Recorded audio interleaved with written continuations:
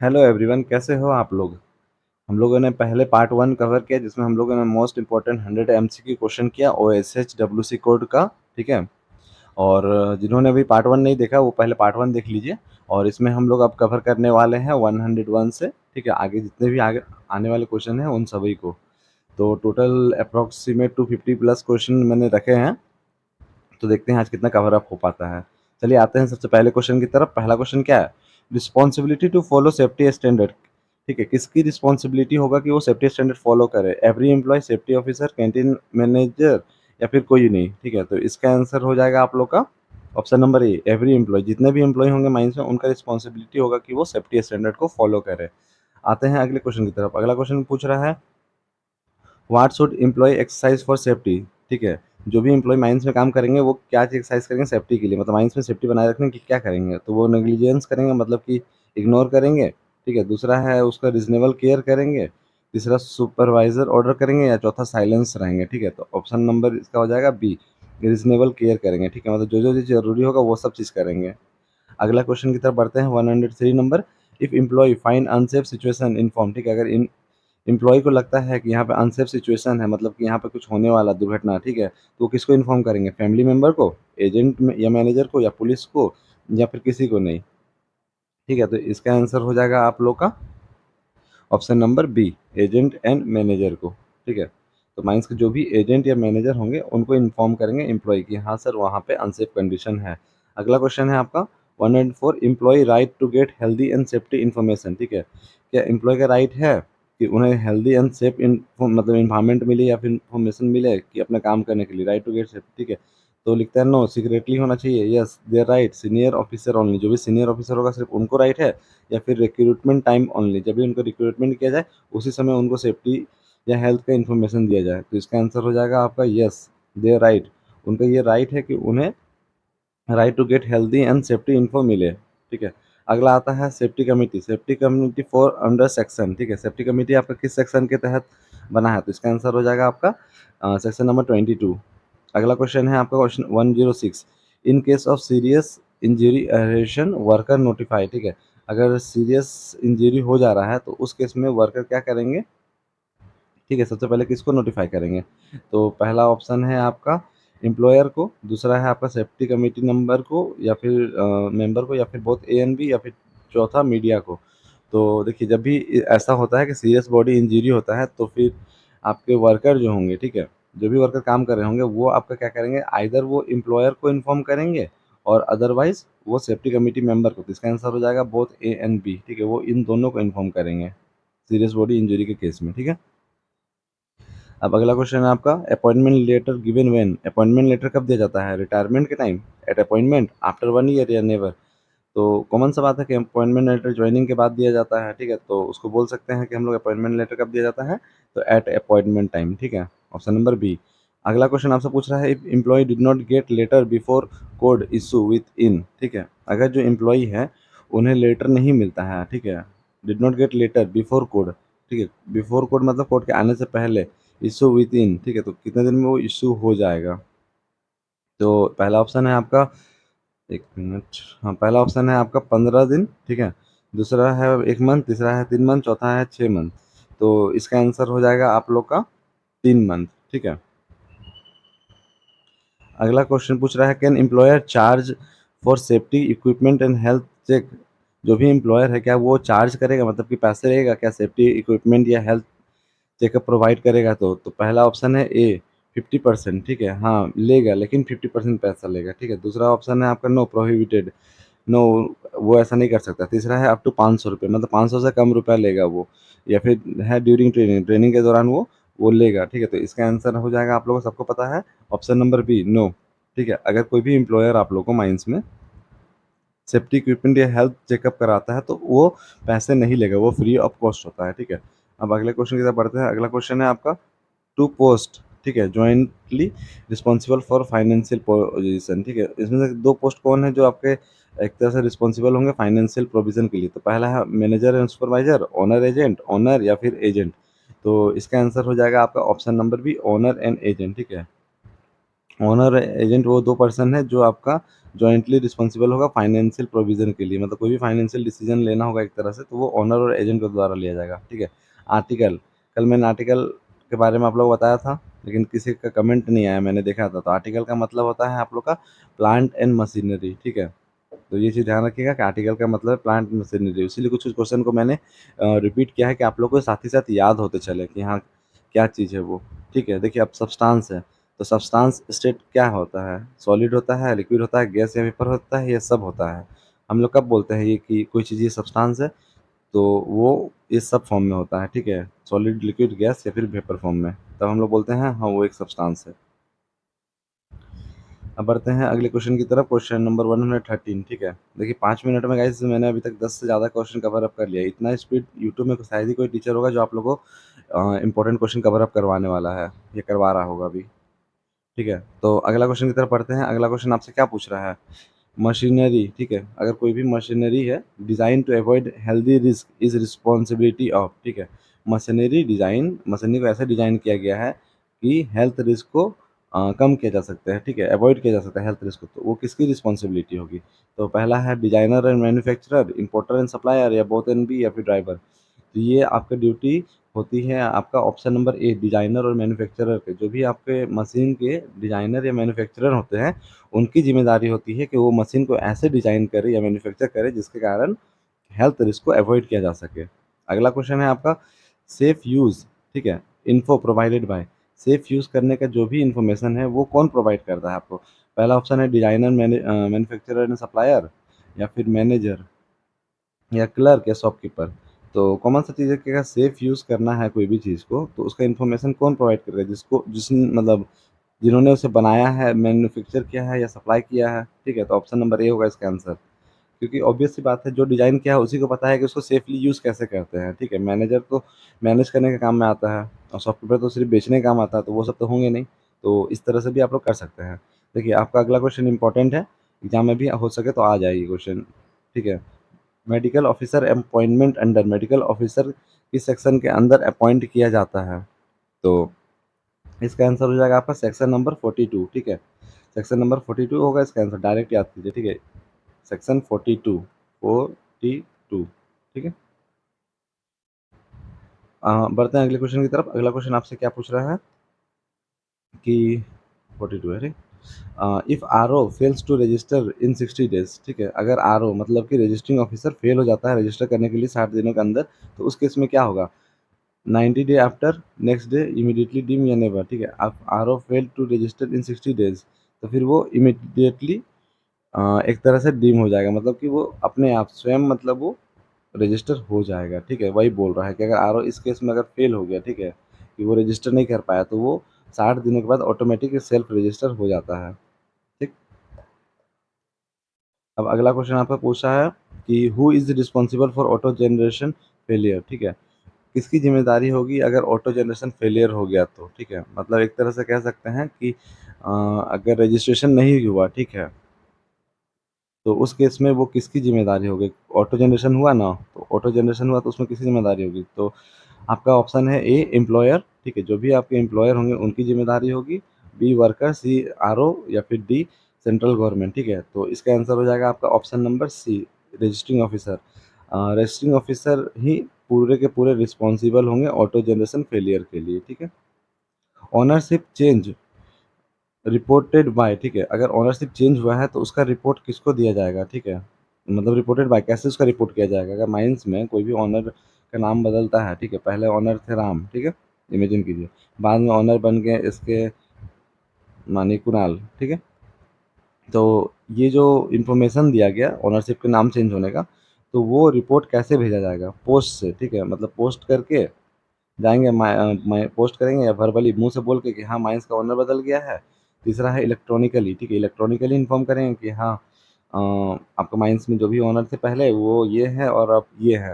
या फिर चौथा है न्यूज़पेपर के द्वारा, न्यूज़पेपर में, अखबार में आपका हेडलाइन छपवाएँगे कि ये, तो इस तरह आप लोग रिपोर्ट करेंगे। तो इसका आंसर हो जाएगा आप लोग का ऑप्शन नंबर सी, इलेक्ट्रॉनिकली। जब भी ओनरशिप या फिर कोई भी चेंज होता है अभी न्यू रेगुलेशन में, उसमें मोस्टली टर्म इलेक्ट्रॉनिकली ही यूज़ हुआ है, ठीक है। तो ये याद रखिएगा कि इलेक्ट्रॉनिकली ही वो चेंज होंगे। अब अगला क्वेश्चन की तरफ बढ़ते हैं, 119। Appeal against registration cancellation with in, ठीक है, जो भी अपील है आपका, appeal against registration cancellation with in, ठीक है, जो भी आप अगर रजिस्ट्रेशन मानिए इमेजिन कीजिए करवाएं माइंस में, ठीक है, और फिर क्या हुआ कि आपका रजिस्ट्रेशन कैंसिल हो गया किसी कारणवश, तो उसके लिए आप अपील कर सकते हैं माइंस में, मतलब माइंस नहीं, कोई भी एक तरह से इसमें, तो वो अपील आप कितने दिनों के अंदर कर सकते हो वही पूछ रहा है, तो पूरा 15 दिनों के अंदर, 30 दिनों के अंदर, 45 दिनों के अंदर या 60 दिन के अंदर। तो देखिए इसमें एक तरह से ध्यान दीजिएगा कि जो भी अपील हुआ है ना, वो कितने मतलब रजिस्ट्रेशन कैंसिल होने से, जैसे आपके पास कैंसिलेशन लेटर आ गया, तो कैंसिलेशन लेटर आने के, ठीक है, कितने दिनों के बाद, तो इसका आंसर हो जाएगा आपका ऑप्शन नंबर बी, 30 दिन, ठीक है। कैंसिलेशन होने के बाद अपील 30 दिन के अंदर आप उसके लिए मतलब अपील कर सकते हैं कि हाँ सर मैं सही था, उसके बावजूद मेरा रजिस्ट्रेशन कैंसिल हो गया, ठीक है। तो याद रखिएगा 30 दिनों के अंदर, मतलब 1 महीना एक तरह से कह सकते हैं, 1 महीने के अंदर आप अपील कर सकते हैं। अगला क्वेश्चन है आपका एपिलेट ऑफिसर अपॉइंटेड बाय, जो भी आपके एपिलेट ऑफिसर होते हैं, ठीक है, उनका अपॉइंटमेंट किनके द्वारा किया जाता है। पहला ऑप्शन है आपका क्या, चीफ इंस्पेक्टर, जो भी आपके चीफ इंस्पेक्टर होते हैं उनके द्वारा, अप्रोप्रिएट गवर्नमेंट द्वारा, डीजीएमएस के द्वारा या सुप्रीम कोर्ट के द्वारा, ठीक है। तो एप्लीएट ऑफिसर होते हैं, उनका अपॉइंटमेंट किया जाता है अप्रोप्रिएट गवर्नमेंट के द्वारा, ठीक है। याद रखिएगा कि एप्लीएट ऑफिसर ए से स्टार्ट होता है, तो इनका अपॉइंटमेंट भी ए से ही होगा, तो अप्रोप्रिएट गवर्नमेंट, इस तरह से भी याद हो जाएगा। एप्लीएट ऑफिसर एप्लीएट गवर्नमेंट, मैंने भी ऐसे ही याद किया है कि एप्लीएट ऑफिसर का अपॉइंटमेंट एप्लीएट गवर्नमेंट के द्वारा किया जाता है, ठीक है। If register under old law upon new code, लिखा हुआ है कि इफ रजिस्टर, ठीक है, अगर आपने पुराने लॉ के अकॉर्डिंग रजिस्टर करवाया है, तो न्यू कोड के अकॉर्डिंग फिर आप लोग को क्या करना होगा वही पूछ रहा है। तो न्यू लॉ के अकॉर्डिंग आपको फिर से न्यू फी देना होगा, या फिर डीम रजिस्टर मतलब कि एक तरह से वापस आपको रजिस्टर करवाना पड़ेगा न्यू कोड के अकॉर्डिंग, या फिर इनवैलिडेट, पुराना कोड के अकॉर्डिंग ये इनवैलिडेट हो जाएगा, या फिर न्यू ऐप इन 10 डेज, या नया ऐप आ जाएगा आपका 10 दिनों के लिए, ठीक है। तो इसमें आपका आंसर हो जाएगा ऑप्शन नंबर बी, ठीक है, डीम रजिस्टर्ड, ठीक है। अगर if register under old law, पुराने लॉ जो था आपको उसके अंदर रजिस्टर है, तो न्यू कोड के आने के बाद आपको फिर से रजिस्टर करवाना पड़ेगा, ठीक है। अब आपसे पूछ रहा है cessation of work notice to, ठीक है, जो भी आपका सेसेशन वर्क इसका नोटिस कौन भेजता है, तो ये कल मैंने बताया था, कल का क्वेश्चन में रिपीटेड है, कंसर्न ऑथोरिटी, ठीक है। कुछ कुछ क्वेश्चन गाइस रिपीट हो रहा है क्योंकि आप लोग को वो याद हो जाएगा और इम्पोर्टेंट भी है, ठीक है। तो ये सब्सटेंस का भी डिफिनेशन बता दिया था, ऑल ऑफ द अबव था इसमें, आर्टिकल का भी बता दिया था कि प्लांट एंड मशीनरी है। अब अगला क्वेश्चन है machinery design safety is responsible for designer and manufacturer. कुछ कुछ क्वेश्चन गाइस जो भी बनाया है वो रिपीट हो गया है गलती से,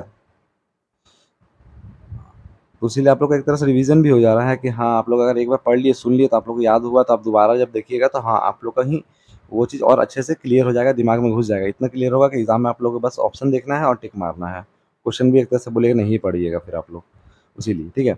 for machinery testing manufacturer supplier should, ठीक है, अगर मशीनरी का टेस्टिंग हो रहा है, मशीनरी जो भी है आपका उसका टेस्टिंग किया जा रहा है मैन्युफैक्चरर या फिर सप्लायर के द्वारा, तो वो क्या करेंगे, तो रिले ऑन गवर्नमेंट, जो भी आपका गवर्नमेंट है उसको रिले करेंगे, मस्ट कंडक्ट और अरेंज टेस्ट, वो क्या करेंगे, कंडक्ट करेंगे या फिर अरेंज करवाएंगे टेस्ट, या फिर लेट वर्कर टेस्ट, या वर्कर को बोलेंगे आप टेस्ट करो, या फिर नो टेस्टिंग रिक्वायर्ड।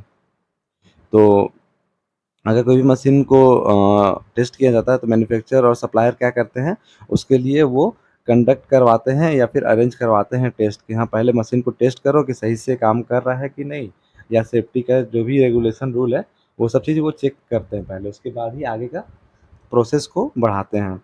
अब आते हैं अगले क्वेश्चन की तरफ, जो है आपका क्वेश्चन नंबर 127, ठीक है।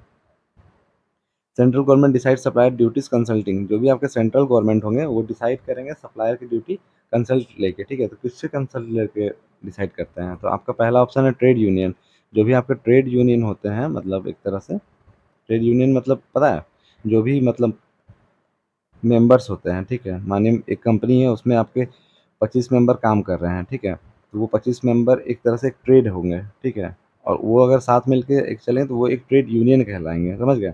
तो वही है पहला ऑप्शन कि सेंट्रल गवर्नमेंट किससे डिसीजन लेंगे, मतलब कैसे डिसाइड करेंगे सेंट्रल गवर्नमेंट सप्लायर की ड्यूटी कंसल्ट करने के लिए, तो ट्रेड यूनियन के द्वारा। दूसरा है national occupational safety health advisory board, जो भी आपका national occupational safety advisory board है उससे लेके। तीसरा ऑप्शन है आपका ऑनर, ऑनर का मदद से, जो भी आपके माइंस के या फिर उसके ऑनर होंगे उनका मदद से डिसाइड करेंगे कि सेंट्रल गवर्नमेंट का जो भी सप्लायर की ड्यूटीज़ होगा उनका, या फिर चौथा है आपका नीति आयोग, नीति आयोग से बातचीत करके, ठीक है। तो सेंट्रल गवर्नमेंट कैसे डिसाइड करेंगे कि कोई सप्लायर का क्या ड्यूटी होगा, किससे कंसल्ट करके? तो इसका आंसर हो जाएगा आपका option number B, national occupational safety and health advisory board जो भी होगा, उससे वो कंसल्ट लेंगे, ठीक है। उसके बाद वो डिसाइड करेंगे सप्लायर की ड्यूटी। समझ गए? तो याद रखिएगा, national occupation safety health advisory board, ये है ऑप्शन नंबर बी। चलिए बढ़ते हैं अगले क्वेश्चन की तरफ। अगला क्वेश्चन आपसे क्या पूछ रहा है, employer charging for safety equipment, ठीक है। जो भी एम्प्लॉयर होगा वो कितना चार्ज करेंगे सेफ्टी इक्विपमेंट के लिए, ठीक है। तो पहला बोलता है यस नॉमिनल, जो भी उसका फीस होगा, नॉमिनल का मतलब हो गया कि जैसे आपका हेलमेट हो गया, ठीक है। तो हेलमेट का जो भी आपका फीस होगा, इधर वो 500 हुआ या फिर 1000 हुआ, ठीक है। तो वही बोल रहा है कि जो भी नॉमिनल फ़ी होंगे वो लेंगे चार्ज, या फिर दूसरा कि नो फ्री ऑफ कॉस्ट, ये फ्री ऑफ कॉस्ट है, इसके लिए कोई चार्ज नहीं लेंगे एम्प्लॉयर, ठीक है। तीसरा बोल रहा है अप टू 100 रुपये, या फिर बोल रहा है लार्ज इक्विपमेंट ओनली, जो बड़ा बड़ा इक्विपमेंट होगा उसके लिए सिर्फ वो चार्ज करेंगे। तो इसका आंसर हो जाएगा ऑप्शन नंबर आपका बी, कोई भी एम्प्लॉयर आपसे फ्री मतलब कोई भी चार्ज नहीं लेंगे, मतलब पैसे नहीं लेंगे। चार्ज का मतलब समझिए पैसे, ठीक है। तो कोई भी एम्प्लॉयर आपका सेफ्टी इक्विपमेंट प्रोवाइड करने के लिए आपसे पैसे नहीं लेंगे, वो फ्री ऑफ कॉस्ट होता है, ठीक है। अब पूछ रहा है कि total number of disease schedule in मतलब थर्ड शेड्यूल में कितने नंबर ऑफ डिजीज को रखा गया है। तो इसका आंसर हो जाएगा आपका ऑप्शन नंबर सी, 29, ठीक है। ये क्वेश्चन भी इंपॉर्टेंट है गाइस। थर्ड शेड्यूल और उसका डिजीज का नाम, थर्ड शेड्यूल में टोटल कितने आपके डिजीज के नाम मेंशन है, तो अभी 29 में है, ठीक है। कोड के अकॉर्डिंग 29 है, 29 डिजीज के नाम आपके मेंशन है थर्ड शेड्यूल में, ये भी याद रखिएगा। अगला क्वेश्चन है आपसे, penalty for medical practitioner not reporting, अगर मेडिकल प्रैक्टिशनर जो भी है, ठीक है, मेडिकल ऑफिसर एक तरह से कह सकते हैं या मेडिकल डॉक्टर, वो अगर रिपोर्ट नहीं करते हैं, मतलब रिपोर्टिंग नहीं करते हैं, ठीक है, तो उस केस में उनको कितना रुपए पेनल्टी पे करने होंगे। तो ये क्वेश्चन कल भी बताया था, लेकिन थोड़ा-सा अलग तरीका से था, ठीक है, घुमा हुआ है क्वेश्चन। कल का तो क्वेश्चन जो था वो थोड़ा-सा घुमाया हुआ था, आज का थोड़ा-सा घुमा हुआ था। पहला आपका पेनल्टी कितना, ₹50, 1000, 10,000 या फिर 1,00,000 रुपया। तो इसका आंसर हो जाएगा आप लोग का ऑप्शन नंबर सी। जो भी आपके मेडिकल प्रैक्टिशनर होंगे वो क्या करेंगे, आपसे 10,000 रुपए पेनल्टी के तौर पे लेंगे। हाँ, देखिए ये question, notified disease in third schedule, कल भी ये क्वेश्चन आप लोगों के लिए था कि कौन-कौन सा इसमें नोटिफाइबल डिजीज है। तो इसका आंसर हो जाएगा आपका ऑल ऑफ दिस, ये सब है, ठीक है। अगर आप पढ़ के आइएगा थर्ड शेड्यूल, तो आपको ये सारा नोटिफाइड डिजीज मिलेगा, जिसमें mercury poison, nitrous fume poison, halogen poison. कल भी मैंने आप लोग को थर्ड शेड्यूल में डिजीज के नाम करवाए थे, तो कल 3 डिजीज थे और आज अलग 3 डिजीज है, तो टोटल डिजीज कितने होंगे, 6 डिजीज। अगर आपने कल और आज की क्लास किया होगा तो आपको 6 डिजीज का नाम यहीं पे मिल गया होगा कि जो मेंशन है आपके थर्ड शेड्यूल के अंदर, ठीक है। अब आते हैं अगला क्वेश्चन। अगला क्वेश्चन आपसे क्या पूछ रहा है कि death accident inquiry time limit, अगर डेथ एक्सीडेंट हो जा रहा है तो उसके लिए इंक्वायरी बैठती है, ठीक है। अगर माइंस में कभी भी इन केस डेथ हो जा रहा है किसी एम्प्लॉयर का, ठीक है, काम के दौरान या फिर किसी घटना से, तो फिर उस केस में इंक्वायरी बैठाई जाती है। तो उस पूछ रहा है कि उस इंक्वायरी, जो इंक्वायरी बैठाई जाएगी उसका टाइम लिमिट क्या होगा, मतलब वो टाइम लिमिट कितना होगा, ठीक है। तो पहला ऑप्शन है आपका 15 दिन, दूसरा है 1 मंथ, तीसरा है 2 मंथ, या चौथा है 6 मंथ। तो इसका आंसर हो जाएगा आप लोग का ऑप्शन नंबर सी, 2 मंथ, ठीक है। एक्सीडेंट होने के 2 मंथ के अंदर उस पर इंक्वायरी बैठाई जाती है, तो ये याद रखिएगा कि 2 मंथ होगा इसका आंसर, ठीक है। Notice mandatory for accident absence over 48 hours, ठीक है। क्या नोटिस जरूरी है, अगर आपका वह एक्सीडेंट हुआ है जिसके कारण आप 48 घंटा से ज़्यादा के लिए एब्सेंट हैं, तो वही पूछ रहा है कि notice mandatory for accident absence over 48 hours. तो पहला बोल रहा है कि नहीं, ठीक है। पहला ऑप्शन है आप लोग का नहीं, कोई ज़रूरी नहीं है कि आप नोटिस भेजें अगर आपका एक्सीडेंट हुआ है जिसके कारण आप माइनस में 48 आवर्स से ऊपर तक एब्सेंट है, मतलब माइनस में 48 घंटा तक आप काम करने के लिए मौजूद नहीं है। दूसरा बोल रहा है कि हाँ आप नोटिस भेजिए, वो कंपलसरी है। तीसरा बोल रहा है इफ़ हॉस्पिटलाइज, अगर आपका एक्सीडेंट हुआ है और आप मतलब हॉस्पिटलाइज मतलब आप हॉस्पिटल में एडमिट हैं, तो उस केस में आप हाँ नोटिस भेजिएगा कि हाँ हाँ सर नोटिस भेज रहे हैं कि हम हॉस्पिटल में एडमिट हैं, हमको चोट लगा था, मेरा एक्सीडेंट हो गया था, ठीक है। अगला ऑप्शन बोल रहा है संडे ओनली, अगर संडे होगा उस दिन तभी आप नोटिस भेजिएगा कि हाँ संडे है, तब आप नोटिस भेज दे रहे हैं कि हाँ माइंस में मेरा एक्सीडेंट हुआ तो हम नहीं आएंगे। तो इसका आंसर हो जाएगा आपका ऑप्शन नंबर बी, ठीक है। यस, आपको कंपलसरी है कि आप नोटिस भेजिए अगर आपका एक्सीडेंट हुआ है जिसके कारण आप 48 घंटा से ज़्यादा के लिए आप माइंस में मौजूद नहीं है, तो ठीक है।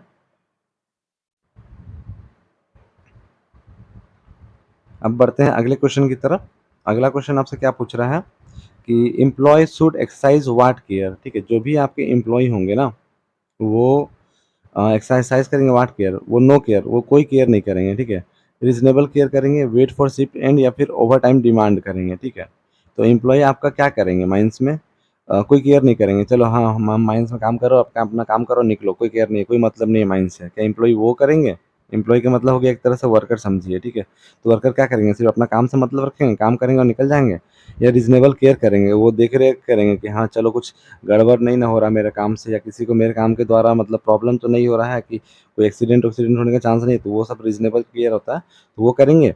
या फिर वेट करेंगे अपना शिफ्ट एंड होने का, एम्प्लॉय क्या करेंगे, चलो मेरा शिफ्ट एंड हो कब होगा उसको वेट करेंगे। या फिर ओवर टाइम डिमांड करेंगे, अगर एम्प्लॉय है तो बोलेंगे चलो ओवर टाइम दो हमको, हम काम किए ना माइंस में तो हमको ओवर टाइम डिमांड करेंगे। तो इसका आंसर हो जाएगा आपका option number B, reasonable care करेंगे माइंस, ठीक है। जो भी आपके एम्प्लॉय माइंस में काम करेंगे वो क्या करेंगे, रीजनेबल केयर करेंगे, वो सारा चीज देखेंगे। अगला क्वेश्चन पूछ रहा है आपका, inform unsafe situation related, inform unsafe situation to. हाँ ठीक है, आपका जो भी अनसेफ सिचुएशन होगा उसका इन्फॉर्मेशन, ठीक है। अनसेफ सिचुएशन का इन्फॉर्मेशन वो किसको देंगे, फैमिली को देंगे, कि हाँ मेरा माइंस में हम काम करते हैं वहाँ पे आपका दिक्कत है, फैमिली को घर जाके बताएंगे। या फिर बोल रहा है एजेंट या मैनेजर को देंगे, जो भी वहाँ के एजेंट और मैनेजर होंगे उनको बोलेंगे सर यहाँ पे कोई दिक्कत है। या फिर मीडिया में हल्ला मचाएंगे कि हाँ मीडिया वालों को बता रहे, कह रहे माइंस है ऐसा है वैसा है। या फिर बोल रहा है कि नो केयर, कोई मतलब नहीं है, नो वन से, किसी को नहीं बताएंगे, अपना काम से मतलब रखेंगे और जाएंगे। तो इसका आंसर आप लोग को पता है कि ऑप्शन नंबर बी होगा। अगर कभी भी ऐसा सिचुएशन आता है कि अनसेफ सिचुएशन पैदा हो, तो उस केस में वो एजेंट एंड मैनेजर को इन्फॉर्म करेंगे, ठीक है। देखिए सेफ्टी कमेटी सेक्शन, फिर से आ गया क्वेश्चन, आप लोग को बस याद हो जाए कि सेफ्टी कमेटी किससे है, सेक्शन 22 से है। बार बार एक क्वेश्चन को देने के पीछे यही रीजन है कि आप लोग को याद हो, और हम उसमें ज़्यादा टाइम आप लोग का ले भी नहीं रहे हैं, बस आप लोग को बीच बीच में एक दो क्वेश्चन मिल जा रहा है जिसमें आप लोग का रिकॉल हो जा रहा है कि हाँ इसका आंसर यही होगा। अगला क्वेश्चन देखिए क्या लिखा हुआ है। अगला क्वेश्चन है आपका, एग्जिस्टिंग एम्प्लॉय, जो भी आपके माइंड्स में एग्जिस्टिंग एम्प्लॉय है, अपॉइंटमेंट लेटर, ठीक है, टाइम लिमिट, अपॉइंटमेंट लेटर का टाइम लिमिट क्या होगा। जैसे माइंड्स में एग्जिस्टिंग एम्प्लॉय है तो उसमें एम्प्लॉयर काम करते हैं तो उनका अपॉइंटमेंट लेटर मिलता है, तो उनका टाइम लिमिट क्या होगा। तो पहला बोल रहा है 15 दिन, एक महीना, विद इन 3 मंथ, या एनी टाइम, ठीक है। तो बोल रहा है कि एम्प्लॉय अगर एग्जिस्टिंग एम्प्लॉय है, मतलब माइंस में ऑलरेडी एम्प्लॉय है, तो अपॉइंटमेंट लेटर का उनका टाइम लिमिट होता है कि हाँ वो उनको 3 महीने के अंदर, ठीक है, within 3 months, option number C, within 3 months उनका टाइम लिमिट होता है, ठीक है। तो याद रखिएगा अपॉइंटमेंट लेटर का आपसे पूछा जाए टाइम लिमिट, तो ये होता है विद इन 3 मंथ, मतलब 3 महीनों के अंदर आपको अपॉइंटमेंट लेटर मिल जाएगा। अगला बोल रहा है serious injury apprehension notice to, ठीक है। अगर सीरियस इंजरी हो रहा है तो उसका एप्रीहेंशन, उसका नोटिस आप किसको भेजिएगा। तो पहला ऑप्शन है आपका ऑप्शन नंबर ए, एम्प्लॉयर को, ठीक है। जो भी एम्प्लॉयर होंगे उनको आप क्या कीजिएगा कि सीरियस इंजरी का नोटिस भेजिएगा, या फिर सेफ्टी कमेटी मेंबर को, या दोनों को, या फिर किसी को नहीं, ठीक है। तो इसका आंसर हो जाएगा कि सीरियस इंजरी अगर हुआ है आपका, तो उस केस में आपका रिस्पॉन्सिबिलिटी है कि वो अपने एम्प्लॉयर को भी बताइए, और जो भी आपके सेफ्टी कमेटी के मेंबर हैं उनको भी बताइए। सेफ्टी कमेटी के मेंबर एक तरह से आपके चेयरमैन साहब हो जाएंगे, ठीक है, और भी अदर मेंबर होते हैं, तो वो सबको बताइए, ठीक है। तो ऑप्शन नंबर इसमें क्या हो जाएगा आपका, option C, employer and safety officer. अगला क्वेश्चन पूछ रहा है क्वेश्चन नंबर 39, कि रिस्पॉन्सिबल फॉर फाइनेंशियल प्रोविजन, ठीक है। फाइनेंशियल प्रोविजन मतलब कि फाइनेंशियल प्रोविजन का मतलब हो गया कि पैसे से रिलेटेड जो भी प्रोविजन या जो भी आपका एक तरह से कह सकते रूल रेगुलेशन है, उसके लिए कौन रिस्पॉन्सिबल होगा, ठीक है। तो इसका आंसर हो जाएगा आपका ऑनर एंड एजेंट जॉइंटली, ठीक है। देखिए यहाँ क्वेश्चन को घुमा रहे हैं, एक ही क्वेश्चन है लेकिन उसको पूछने का तरीका थोड़ा सा अलग हो जा रहा है, तो वो चीज़ ध्यान रखिएगा कि ऑनर और एजेंट होंगे वही आपका फाइनेंशियल प्रोविजन का ये लेंगे। अगला क्वेश्चन है आपका 140 number, responsibility for safe machinery info. तो ये आपका मैन्युफैक्चरर एंड सप्लायर हो गए फिर से। अब अगला आता है आपका appointment of existing letter employ, ये भी बता दिया था विद इन 3 मंथ्स, ठीक है, रिवाइज हो गया आप लोग का। आपका आ गया फी फॉर सेफ्टी इक्विपमेंट, कोई फी नहीं लगता है। अब देखिए अभी ये थोड़ा नया क्वेश्चन आ गया फिर से, चलिए ठीक है। Primary responsibility for mine safety and health, ठीक है। प्राइमरी रिस्पॉन्सिबिलिटी मतलब कि एक तरह से मेन रिस्पॉन्सिबिलिटी किसका होगा कि माइन में सेफ्टी और हेल्थ का ध्यान रखें। समझ में आया। क्वेश्चन क्या पूछ रहा है कि अगर किसका मेन रिस्पॉन्सिबिलिटी है, प्राइमरी रिस्पॉन्सिबिलिटी किसका होगा, तो जो भी एम्प्लॉय काम कर रहे हैं उनका प्राइमरी रिस्पॉन्सिबिलिटी होगा। आप अगर माइंस के वर्कर है तो आपका पहला जिम्मेदारी क्या होगा कि आप माइंस का सेफ्टी देखें, अपना काम छोड़िए माइंस का सेफ्टी देखिए पहले। तो ये काम क्या एम्प्लॉयर का होगा, सॉरी एम्प्लॉय का होगा। दूसरा पूरा इंस्पेक्टर का, जो भी आपके माइंस के इंस्पेक्टर होंगे, आइदर वो सीआई हो, चीफ इंस्पेक्टर ऑफ माइंस, या फिर रीजनल इंस्पेक्टर हो, ठीक है। तो क्या ये उनकी जिम्मेदारी होंगी कि हाँ वो माइंस के सेफ्टी एंड हेल्थ का ध्यान दे, या फिर एम्प्लॉयर की जिम्मेदारी होंगी, जो वहाँ काम करने वाले एम्प्लॉयर होंगे उनकी जिम्मेदारी होगी, या फिर पुलिस वाले की जिम्मेदारी होंगी कि हाँ माइंस चल रहा है तो वहाँ का माइंस का सेफ्टी और हेल्थ का ध्यान दें। तो इसका आंसर हो जाएगा आप लोग का ऑप्शन नंबर सी, एम्प्लॉयर। ठीक है, जो भी एम्प्लॉयर होते हैं माइंस में, ये उनकी जिम्मेदारी होती है, कर्तव्य होता है कि वो माइंस की सेफ्टी और हेल्थ का ध्यान दें। देखिए ऐसी जिम्मेदारी ये सबकी होती है, लेकिन प्राइमरी रिस्पॉन्सिबिलिटी की जब बात आएगी, ठीक है, प्राइमरी रिस्पॉन्सिबिलिटी, मेन रिस्पॉन्सिबिलिटी, तो उस केस में आपका ऑप्शन क्या मतलब आंसर क्या हो जाएगा, एम्प्लॉयर हो जाएगा। ठीक है, अदरवाइज ये एक तरह से जिम्मेदारी सबकी होती है। ठीक है, एम्प्लॉयर की भी होती है और इंस्पेक्टर की भी होती है कि माइंस में सेफ्टी का ध्यान दिया जाए। अगला आता है आपका jointly responsible for financial and other provision. ठीक है, आई थिंक ये क्वेश्चन 3 से 4 बार आ चुका है, आप लोग को अभी याद भी हो जाना चाहिए इतना देर में कि किसकी जिम्मेदारी होती है। तो ओनर एंड एजेंट, ठीक है, ओनर मैनेजर मत मार दीजिएगा, इसमें ऑप्शन देखिए कैसे घुमाया गया है, ओनर आपको याद रहेगा और दूसरा वाला याद नहीं रहेगा तो कंफ्यूज हो जाएगा, या फिर आपको एजेंट याद होगा तो भी नहीं। तो देखिए कभी भी अगर ऐसा आए, ठीक है, तो इसके एक ट्रिक बता देते हैं आप लोग को। पूछ रहा है जॉइंटली मतलब साथ में किसकी जिम्मेदारी होगी, फाइनेंशियल, पैसा, पैसा का बात कब करता है, सबसे पहले याद रखिएगा पैसा का बात होगा तो मालिक से बात कीजिए, कभी भी होता है हम लोग क्या बोलते हैं, पैसा का बात करना तो मालिक से बात कीजिए। तो मालिक कौन होते हैं, ओनर होते हैं, और ओनर के बिहाफ में कौन होता है, फिर एजेंट होते हैं। तो ये याद रखिएगा, इस तरह याद करिएगा तो आप लोग भूलिएगा भी नहीं कि सबसे बड़ा पोस्ट माइंस में किसका होता है, ओनर का होता है, उसके बाद किसका होता है, ओनर के बिहाफ में एजेंट का। तो यही दोनों पर्सन होते हैं, समझ गए। अगला आता है आपका designing machinery to be safe responsibility of. ठीक है, जो भी आपका मशीनरी है उसका डिजाइन किया गया है to be safe in responsibility of, वो किसकी रिस्पॉन्सिबिलिटी है, तो ये भी बता दिया था मैंने, डिजाइनर एंड मैन्युफैक्चरर की रिस्पॉन्सिबिलिटी होती है। ठीक है, अब बढ़ते हैं अगले क्वेश्चन की तरफ, 146 नंबर, जो कि पूछ रहा है adequate information of machinery to safe use provided by, ये भी हो जाएगा आपका मैन्युफैक्चरर और supplier. Manufacturer and designer duties determine by. ठीक है, चलिए ये एक नया क्वेश्चन है, पूछ रहा है आपका मैन्युफैक्चरर और डिज़ाइनर की ड्यूटी डिटरमाइन, इसका डिटरमाइन कौन करता है माइंस में, माइंस में आपका मैन्युफैक्चरर और डिज़ाइनर की ड्यूटी को कौन डिटरमाइन करता है। तो ऑप्शन है ए ऑनर, क्या ऑनर ये करेगा कि हाँ मैन्युफैक्चरर का क्या काम है, या फिर डिज़ाइनर का, दूसरा है आपका सेंट्रल गवर्नमेंट, जो भी आपका सेंट्रल गवर्नमेंट होंगे वो, तीसरा है मैनेजर, या चौथा है आपका पंचायत। पंचायत यार कहाँ से आ गया इसमें, तो इसका आंसर हो जाएगा आपका option number B, central government. ठीक है, सेंट्रल गवर्नमेंट डिसाइड करता है कि जो भी मैन्युफैक्चरर होंगे या फिर डिज़ाइनर होंगे उसकी क्या क्या ड्यूटीज़ है, समझ गए। तो ये याद रखिएगा, सेंट्रल गवर्नमेंट आएंगे इसमें। ठीक है, सेंट्रल गवर्नमेंट मतलब कि केंद्र सरकार। अगला क्वेश्चन पूछ रहा है central government consult home for supplier duties. ठीक है, सेंट्रल गवर्नमेंट आपको किससे कंसल्ट रहते हैं, सप्लायर ड्यूटीज के लिए। ठीक है, सप्लायर ड्यूटीज के लिए, तो ये भी आपका क्वेश्चन पहले भी पूछे हैं, इस बार भी पूछे हैं, सेम क्वेश्चन है लेकिन रिपीटेड है। तो इसका आंसर हो जाएगा आपका ऑप्शन नंबर ए, national occupational safety health advisory board. अगला है आपका आर्टिकल, आर्टिकल बता दिया था, आर्टिकल मतलब होता है प्लांट मशीनरी, सब्सटेंस मतलब ऑल सब्सटेंस। देखिए गाइस टोटल हम लोगों ने 28 मिनट के अंदर अभी तक 50 क्वेश्चन कर लिया है। ठीक है, तो इतना स्पीड तो शायद ही कोई क्वेश्चन आप लोग कर मतलब कभी किए होंगे, बस यही है कि आप लोग को रिवाइज कर लें, मतलब स्पीड बढ़ाने का एक डिमेरिट भी है कि आप लोग को क्वेश्चन याद नहीं होते हैं। ठीक है, तो उसी लिए अगर क्वेश्चन रिपीट होते हैं, ठीक है, जैसे कि आर्टिकल का क्वेश्चन 2 से 3 बार आप लोग ने देखा होगा रिपीट हो गया, सब्सटेंस भी 2 से 3 बार रिपीट हो गया, ये सब इंपॉर्टेंट टर्म्स है, माइंस मतलब एग्जाम में डायरेक्टली पूछे जा सकते हैं, उसी लिए देखिए ये सब रिपीट किया जा रहा है कि आप लोग को याद हो जाए सारा। ठीक है, चलिए अब देखिए फिर नया क्वेश्चन आ गया आपका, डेथ नोटिस सेंड बाय। आपका अगर डेथ हो गया है तो उसका नोटिस सेंड बाय, ठीक है, कौन करेगा डेथ नोटिस सेंड आपका। तो आपका पहला ऑप्शन क्या है, ओनर, एजेंट और मैनेजर। ठीक है, डेथ नोटिस आपका ओनर, एजेंट एंड मैनेजर के द्वारा भेजा जाएगा। माइंस में हाँ इतने एक्सीडेंट हुआ तो इसके कारण इतने लोगों का डेथ हो गया है।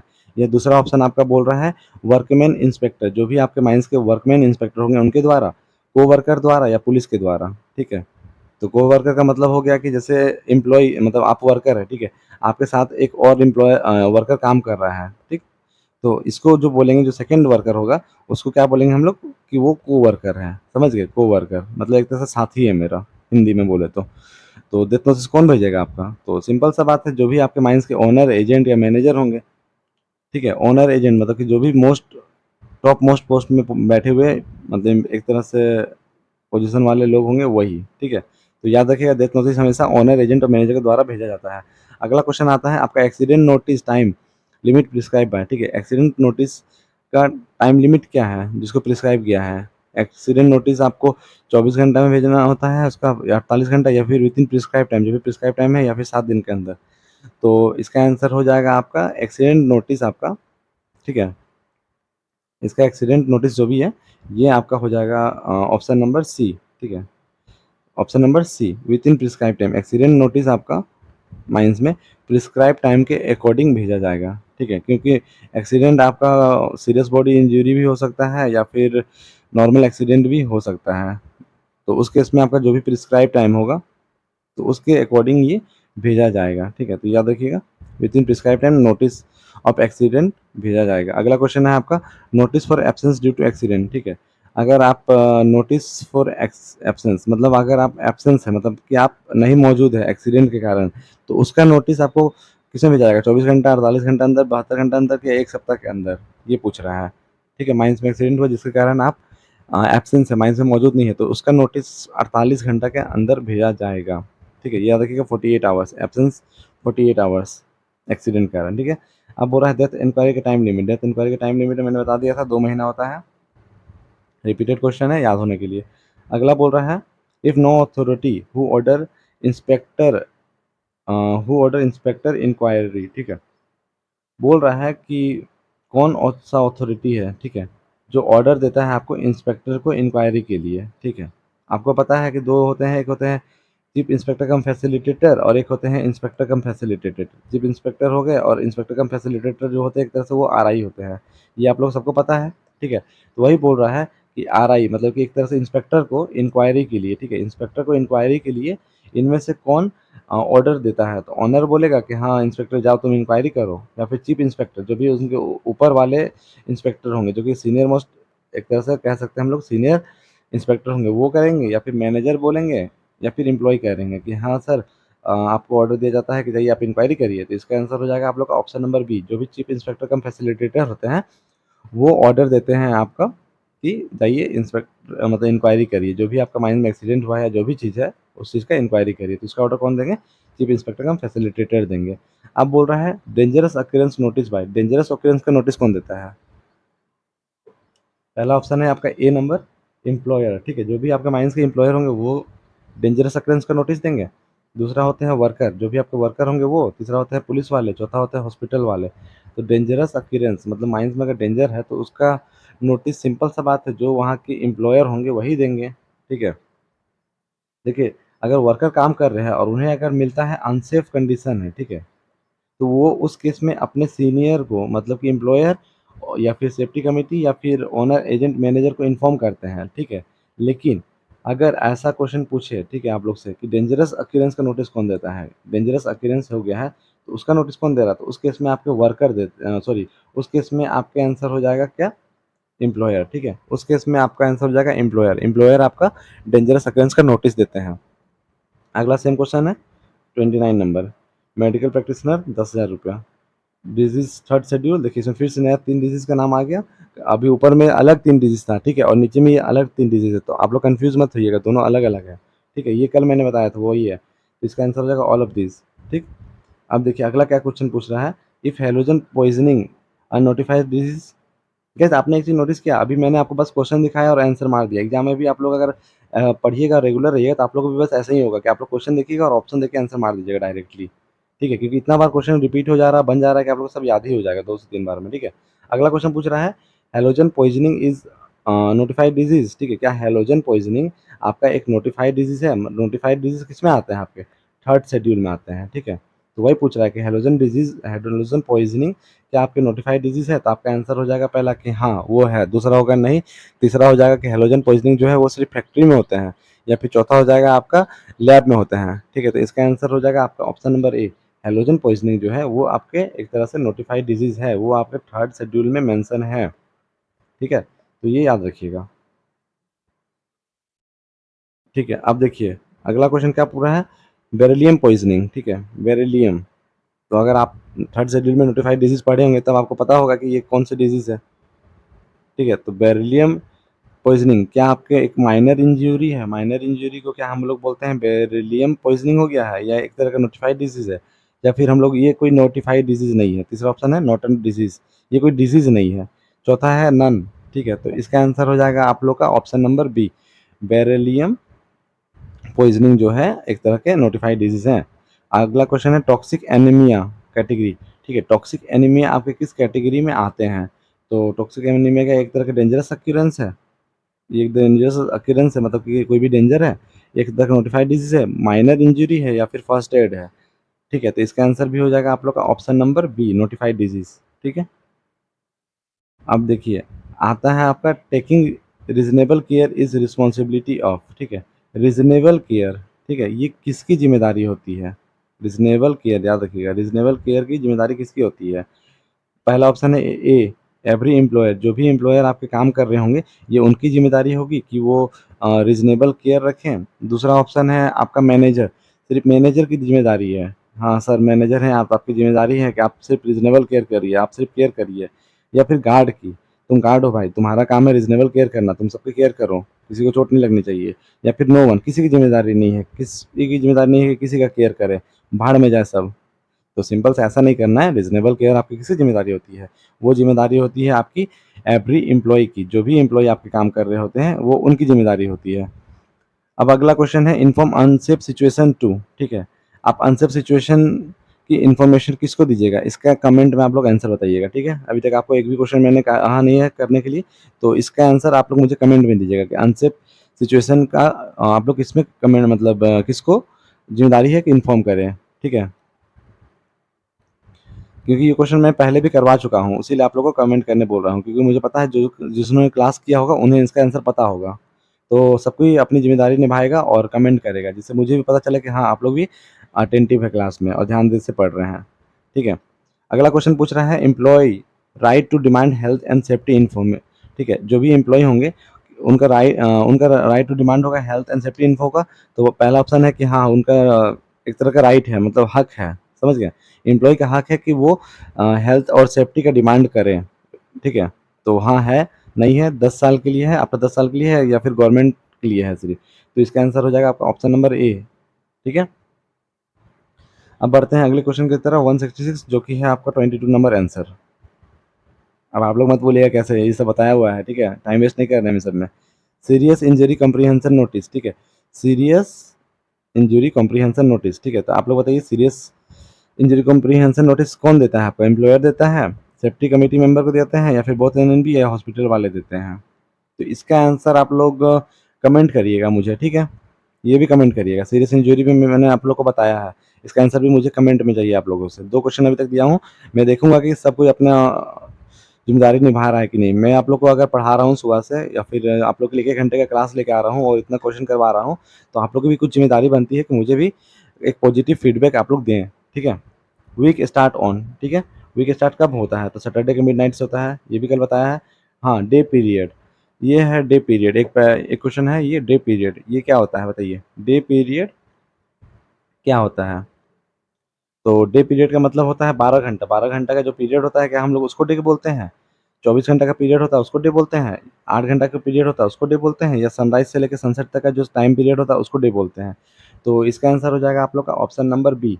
24 घंटा का जो पीरियड होता है उसको हम लोग क्या बोलते हैं? डे बोलते हैं। ठीक, ऑर्डिनरी एम्प्लॉय एक्सक्लूड। ठीक है, जो भी ऑर्डिनरी एम्प्लॉय होंगे उसमें कौन कौन नहीं आते हैं, एक्सक्लूड होंगे मतलब नहीं आते हैं।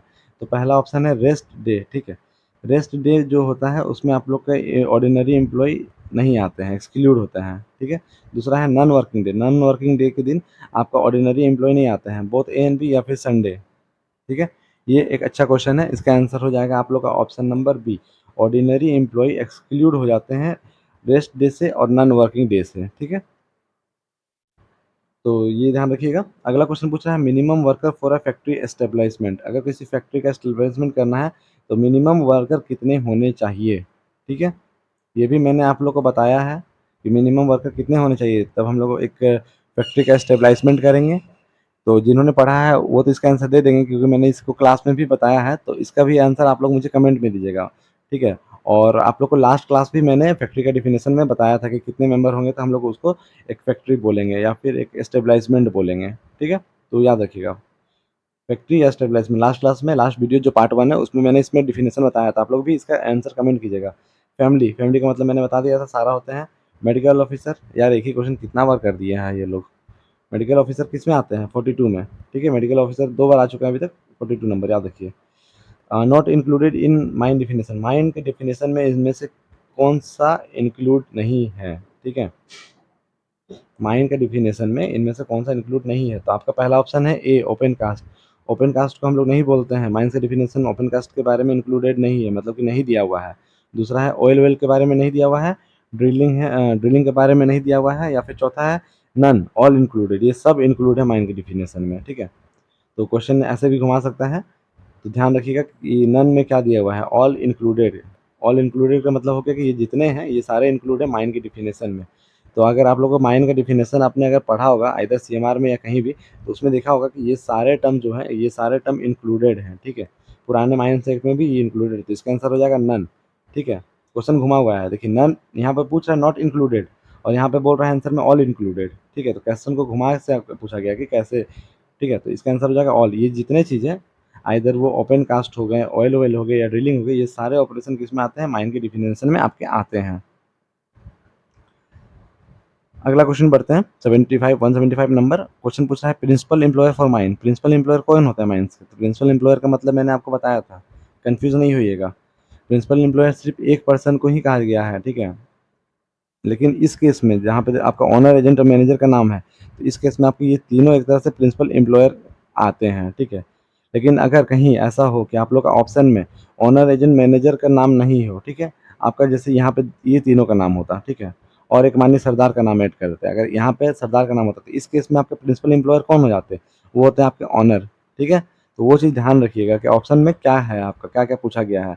कभी भी ऑप्शन अगर इस टाइप का रहे कि ये तीनों का नाम रहे, ऑनर, एजेंट, मैनेजर का, ऑनर का, मैनेजर का, कंट्रैक्टर का, तो इस केस में आपके ये तीनों प्रिंसिपल एम्प्लॉयर तो एक तरह से ये तीनों होंगे, क्योंकि तीनों के पास मतलब टॉप मोस्ट पोजीशन है एक तरह से कंपनी का या फिर आपका स्टेबलाइजमेंट का, ठीक है। तो याद रखिएगा। रिले, रिले का मतलब क्या होता है? रिले का मतलब होता है आप लोग का एथलेटिक्स। एथलेटिक्स को हम लोग रिले बोलते हैं एक तरह से, हाँ बोलते तो हैं। एथलेटिक्स जो रनिंग वाला होता है क्या बोलते हैं, रिले है ये दौड़ने को। तो माइंस के टर्म में बात हो रहा है, तो क्या एथलेटिक्स हो सकता है एक प्रॉपर मीनिंग? तो नहीं। अगला क्वेश्चन पूछ रहा है person doing same work at different time. जो भी पर्सन आपका सेम काम कर रहे हैं, मतलब कि अगर माइंस में कोयला निकाल रहे हैं तो दूसरा दूसरा टाइम मतलब अलग शिफ्ट में अलग टाइम में भी वो कोयला निकाल रहे हैं, तो क्या उस टाइम पीरियड को हम लोग रिले बोलते हैं? या फिर ओवर टाइम कर रहे हैं, तो ओवर टाइम कर रहे हैं तो क्या हम लोग बोलते हैं वो रिले कर रहे हैं? या फिर माइन रूट है तो उसको हम लोग रिले बोलते हैं। तो इसका आंसर हो जाएगा आपका ऑप्शन नंबर बी, ठीक है। अगर पर्सन सेम काम को कर रहे हैं डिफरेंट टाइम इंटरवल में, तो उस केस में हम लोग क्या बोलते हैं कि वो रिले है। अगला है आपका शिफ्ट, ठीक है। शिफ्ट का मीनिंग क्या होता है?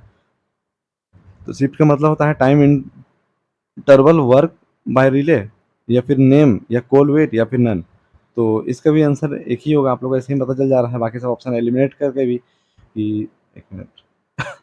शिफ्ट का मतलब होता है time interval work by relay, ठीक है। शिफ्ट, ये दो टर्म है इंपॉर्टेंट है, रिले और एक होता है शिफ्ट, ठीक है। तो ये जो दोनों आप लोग थोड़ा सा ध्यान दीजिएगा, एग्जाम में से एक क्वेश्चन में भी पूछ सकता है कि शिफ्ट क्या होता है, रिले क्या होता है। तो ये याद रखिएगा कि टाइम इंटरवल जो होता है उसको हम लोग शिफ्ट बोलते हैं। जैसे आप लोग ऐसे भी पढ़े होंगे कि मॉर्निंग शिफ्ट, ठीक है, इवनिंग शिफ्ट, फिर एक होता है आपका नाइट शिफ्ट, होता है ना। तो वो शिफ्ट हम लोग जब बोलते हैं तो एक तरह से वो क्या है, टाइम इंटरवल ही है कि सुबह का टाइम को हम लोग क्या बोलते हैं, मॉर्निंग शिफ्ट। दोपहर के टाइम से शाम के टाइम तक को क्या बोलते हैं, इवनिंग शिफ्ट।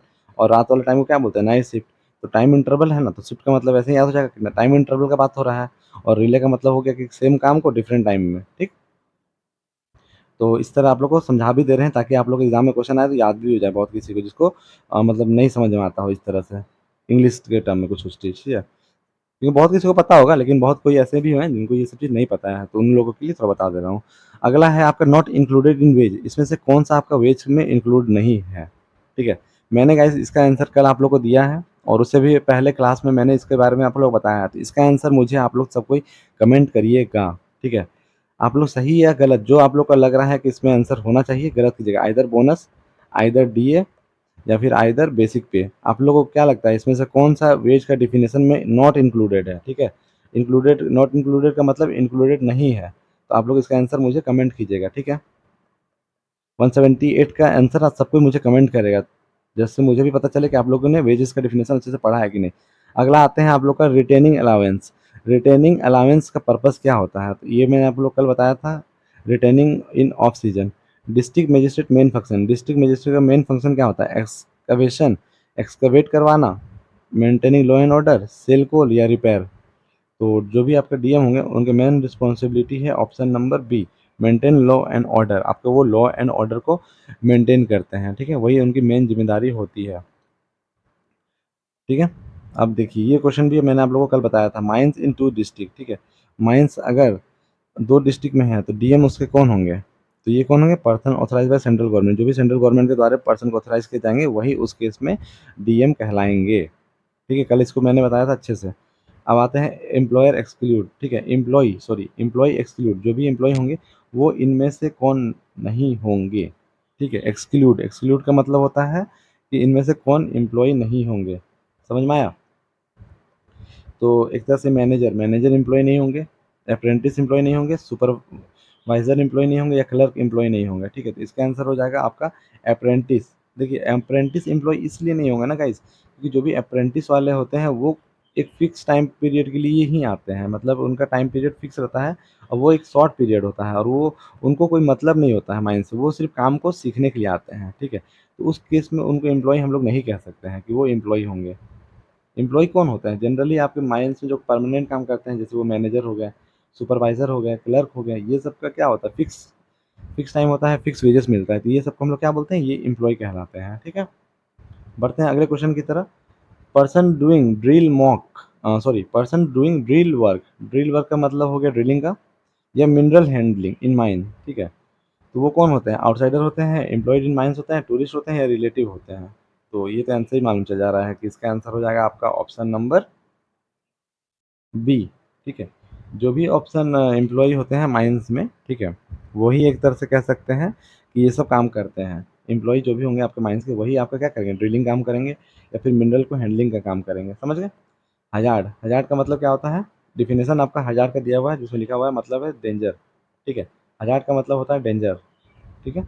अगला, normal establishment and how many worker, ठीक है, देखिए आपको मैंने ये भी बताया था एस्टेब्लिशमेंट या फिर फैक्ट्री, ठीक है, तो कितने वर्कर होंगे तो हम लोग कहेंगे कि वो एक एस्टेब्लिशमेंट है, मतलब एस्टेब्लिशमेंट के लिए हम लोग कितने वर्कर होने चाहिए मिनिमम, सिंपल सा क्वेश्चन। तो अगर 10 या 10 से ज़्यादा वर्कर हैं, ठीक है, 10 या उससे ज़्यादा वर्कर काम करते हैं तो उस केस में हम लोग कहेंगे कि वो एक नॉर्मल एस्टेब्लिशमेंट है, समझ गए, 10 से कम वर्कर नहीं होने चाहिए, ठीक। अब आपका आता है रजिस्ट्रेशन एप्लीकेशन टाइम, ठीक है, रजिस्ट्रेशन एप्लीकेशन का टाइम क्या होता है आपका, तो ऑप्शन नंबर बी 60 डेज, ठीक है, डायरेक्ट आंसर। रजिस्ट्रेशन करवाने के लिए आपको जो टाइम मिलता है वो होता है 60 डेज। आपका बोल रहा है रजिस्ट्रेशन ऑफिसर को अपॉइंट कौन करता है, चीफ इंस्पेक्टर करता है, अप्रोप्रिएट गवर्नमेंट, मैनेजर या कॉन्ट्रैक्टर, ठीक है। तो इसका आंसर आप लोगों को सबको पता है कि आई थिंक रजिस्टरिंग ऑफिसर जो होते हैं आपके माइंस के, जिनका काम होता है रजिस्टर मेंटेन करने का, इनको अपॉइंट किया जाता है अप्रोप्रिएट गवर्नमेंट के द्वारा, ठीक है। नोटिफाइड डिजीज, ठीक है, नोटिफाइड डिजीज का रिपोर्ट किसको भेजा जाता है, बैंक को, बैंक को बताएंगे आप कि हाँ नोटिफाइड डिजीज है, चीफ इंस्पेक्टर कम फैसिलिटेटर को, पोस्ट ऑफिस को या ऑनर को। तो इसमें से देखिए आप लोग ऐसे अगर एलिमिनेट भी कर सकते हैं तो आप लोग एलिमिनेट करके आप लोग को एक चीज़ तो कर सकते हैं, एलिमिनेट कीजिएगा तो आप लोग का बैंक में तो नहीं भेजिएगा, पोस्ट ऑफिस में नहीं भेजिएगा, बचा यही दोनों ऑप्शन। तो सिंपल सा बात है, कोई भी डिजीज़ है, कोई भी चीज़ का रिपोर्ट है तो वो आप लोग किसको भेजिएगा, चीफ इंस्पेक्टर कम फैसिलिटेटर को ही भेजिएगा, ठीक है। ओनर को रिपोर्ट से मतलब नहीं होता है, ठीक है, ओनर क्या करेगा रिपोर्ट, उसको तो बस कंपनी रन करना है और प्रॉफिट से मतलब है, तो नोटिफाइड डिजीज का रिपोर्ट किसको भेजते हैं, चीफ इंस्पेक्टर कम फैसिलिटेटर को। एग्जाम में आप लोग ये तरीका भी यूज़ कर सकते हैं कि आप लोग को जो अगर दो क्वेश्चन ऑप्शन पता है तो आप लोग बाकी ऑप्शन को एलिमिनेट करके तुक्का मार सकते हैं, क्योंकि नेगेटिव मार्किंग तो है नहीं, समझ गया। अगला क्वेश्चन पूछ रहा है appeal to appellate officer within, जो भी आपका अपील होता है एपिलिएट ऑफिसर के द्वारा वो कितने दिनों के अंदर किया जाता है, पहला ऑप्शन है 15 दिन, 30 दिन, 60 दिन या 90 दिन, तो इसका आंसर हो जाएगा आपका 30 दिन, ठीक है। एपिलिएट ऑफिसर के मतलब एपिलिएट ऑफिसर को अपील 30 दिन के अंदर किया जाता है, appeal to appellate officer within 13 days, जो भी आपके एपिलिएट ऑफिसर होते हैं, आपको मैंने बताया था एपिलिएट ऑफिसर का अपॉइंटमेंट कौन करता है, अप्रोप्रिएट गवर्नमेंट बताया था। तो वही एफिलिएट ऑफिसर जो है उनको अपील अपील मतलब कैंसिलेशन के लिए, अगर कैंसिलेशन हो गया तो उस केस में अपील कितने दिनों में किया जाएगा, तो इसका आंसर हो जाएगा आपका ऑप्शन नंबर बी 30 डेज, ठीक है। अगला क्वेश्चन की तरफ बढ़ते हैं। क्वेश्चन नंबर 190 क्वेश्चन क्या पूछ रहा है, affiliate officer must dispose appeal with in, affiliate officer कितने दिनों के अंदर डिस्पोज कर देंगे, मतलब कि आपका अपील है तो उसको सॉर्ट आउट कर देंगे, तो इसका आंसर हो जाएगा आपका option number B 30 days. 30 days के अंदर एपीलेट ऑफिसर जो भी अपील होगा उसको डिस्पोज़ कर देंगे, मतलब एक तरह से खारिज कर देंगे, मतलब कि सॉल्ट आउट कर देंगे, खारिज क्या करेंगे, सॉर्ट आउट कर देंगे, मतलब कि उसको सॉल्व कर देंगे, ठीक है? कि हाँ, किसके पक्ष में फैसला गया है, अगर अपील किया है तो आपका अपील सही है या गलत है, तो वही चीज़ का बोल रहा है कि एपीलेट ऑफिसर जो है आपका अपील 30 दिनों के अंदर मतलब कंप्लीट कर देंगे, ठीक है? अब आते हैं अगला इस पे 1 मिनट। हुँ, अगला क्वेश्चन का मतलब होता है सेसेशन। सेसेशन का मतलब क्या होता है, ठीक है? माइन्स में अगर दिया हुआ है सेसेशन है, तो उसका मतलब क्या होता है स्टार्ट, सेशन का मतलब होता है start, stop of work, promotion या फिर ट्रेनिंग, ठीक है? तो आपको मैंने बताया था 2 टर्म होता है, एक होता है कमेंसमेंट, एक होता है सेसेशन। आप लोगों ने बहुत जगह ये टर्म दिया हो देखा होगा, ठीक है? एग्ज़ाम में अगर आपसे ये पूछ ले क्वेश्चन कि सेसेशन का मीनिंग क्या होता है, तो इसका मीनिंग होता है सेसेशन, स्टॉप ऑफ वर्क। कोई भी काम को अगर हम लोग रोकते हैं, तो हम लोग क्या बोलते हैं कि को वो सेसेशन ऑफ वर्क है, ठीक है? और कोई भी काम को अगर हम लोग स्टार्ट करते हैं, तो उसको हम लोग क्या बोलते हैं कमेंसमेंट, ठीक है? तो याद रखिएगा कमेंसमेंट, स्टार्ट। कमेंसमेंट का मतलब होता है स्टार्ट, 2 से 3 बार अगर आप लोग पढ़िएगा कमेंसमेंट, कमेंस कर रहे हैं, स्टार्ट कर रहे हैं, ठीक है? सेसेशन कर रहे हैं, सेस कर रहे हैं, बंद कर रहे हैं, ठीक है? तो याद रखिएगा कमेंसमेंट का मतलब होता है स्टार्ट और सेसेशन का मतलब होता है स्टॉप ऑफ वर्क, ठीक है? ऑडियो विजुअल वर्कर इंक्लूड्स जो भी आपके ऑडियो विजुअल वर्कर होते हैं, उसमें कौन-कौन इंक्लूड होते हैं? आपके न्यूज़पेपर होते हैं ऑडियो विजुअल वर्कर, म्यूजिशियन होते हैं, एक्टर होते हैं या ऑल ऑफ द अबव होते हैं? तो इसका आंसर हो जाएगा आप लोग का ऑप्शन नंबर डी। जो ये सब जो भी होते हैं आपके न्यूज़ रीडर, म्यूजिशियन या फिर एक्टर ये सब कौन होते हैं? ऑडियो विजुअल वर्कर में आते हैं, ठीक है? ऑडियो विजुअल वर्कर में ये सबका नाम आता है।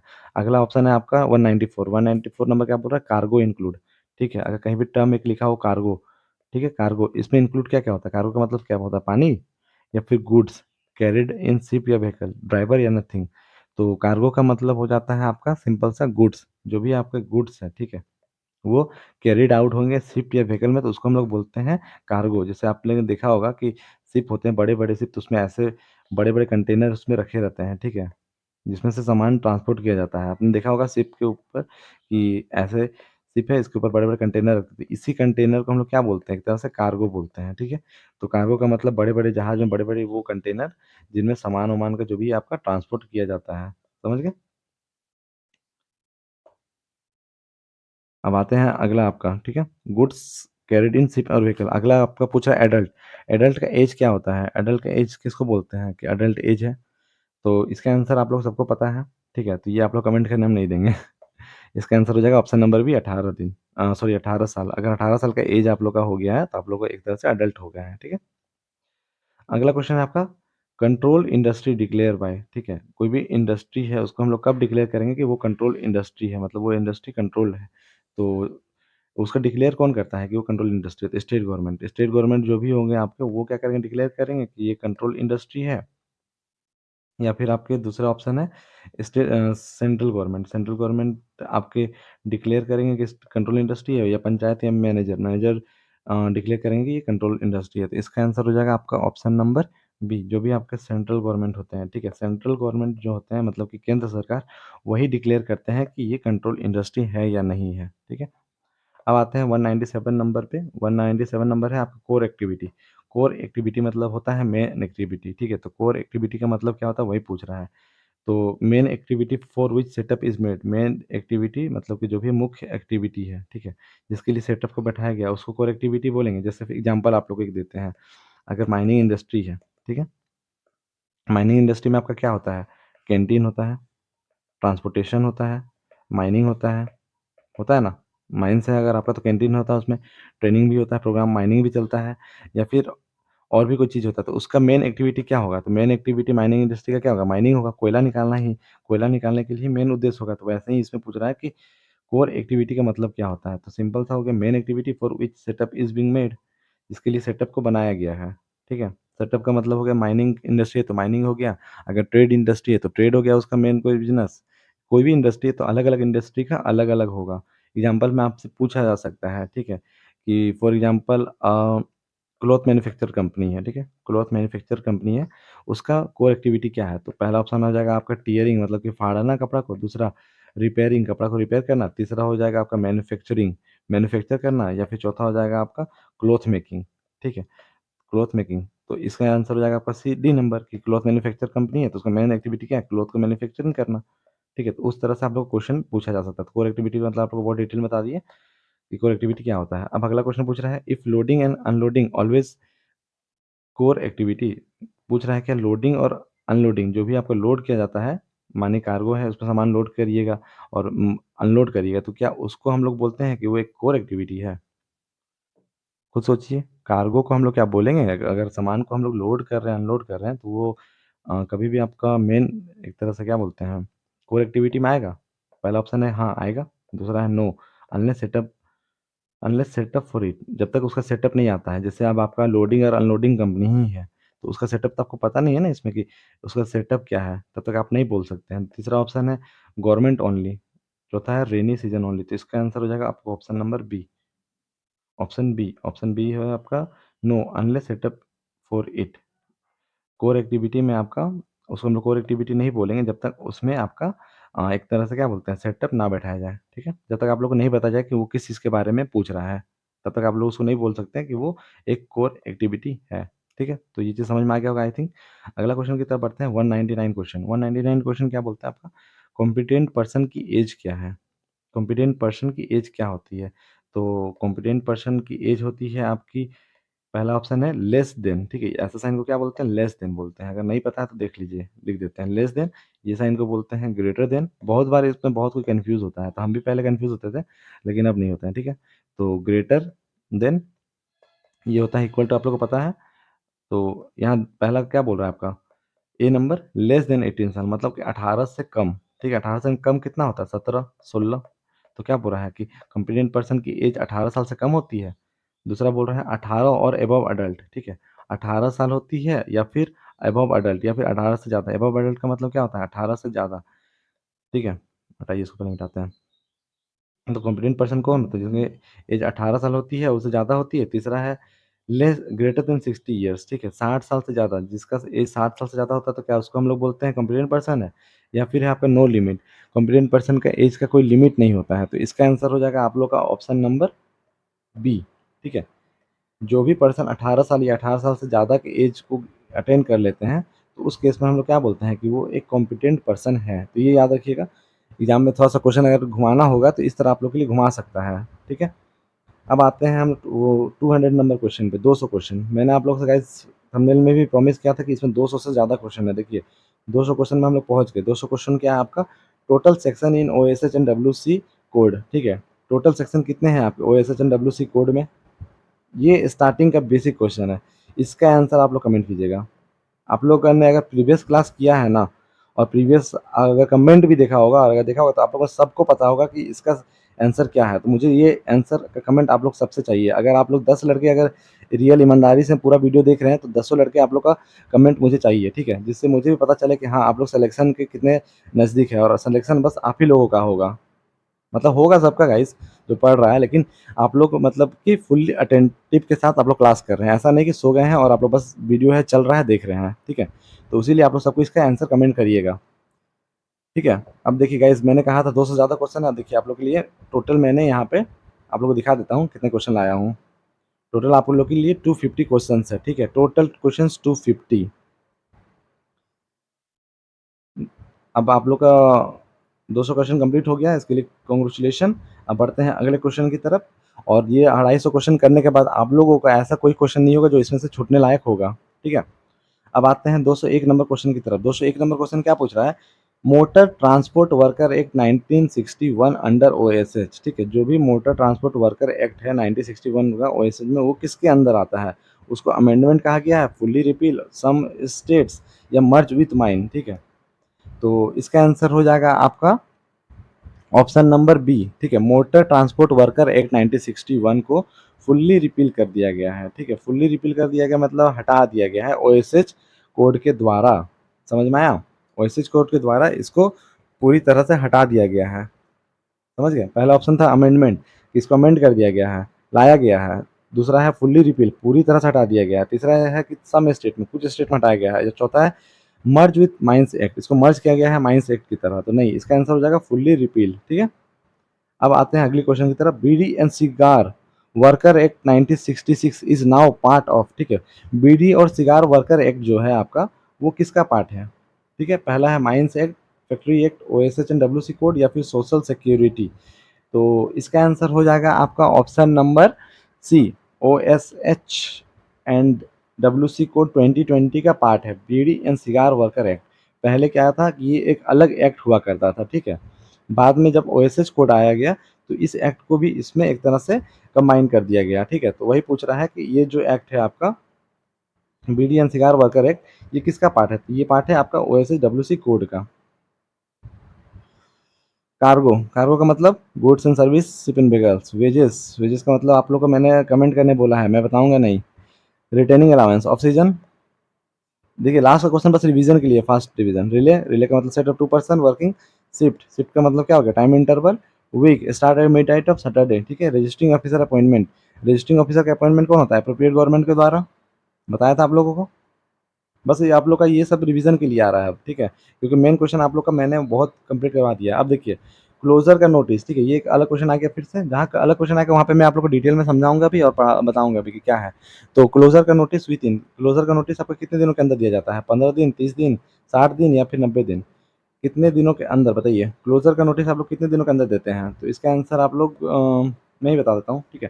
क्लोजर का नोटिस जब भी होता है तो आप लोग 30 दिनों के अंदर देते हैं, ठीक है। अगर आप माइंस या कोई भी एस्टेब्लिशमेंट को क्लोज करने वाते हैं तो 30 दिन के अंदर, मतलब 30 दिन आपका रहेगा तभी आप दे दीजिएगा, 30 दिन से कम नहीं होना चाहिए, ठीक है।